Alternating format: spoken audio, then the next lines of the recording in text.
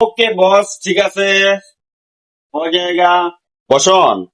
হ্যাঁ, কালকে সকালে দোকানে আয়া আগে ইয়ে আমতলি থেকে একটা চাকা খুললে আনতিব। আমতলিতে খুললে আনো লাগবো।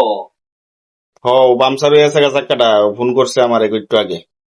আচ্ছা ঠিক আছে, তুই একটা কাজ করিস, তুই সকালবেলা আইসি, তুই দোকানে আইস না, রেঞ্জটি এখন লয়ে যাই গিয়া, রাত্রেবেলা লয়ে যাই গিয়া, এখন বাইক লয়ে যাই গিয়া তোর বাইক, তুই এদিকে উল্লাই না ইয়া একবার গিয়া খুললে লয়ে পড়িস চাকাটা।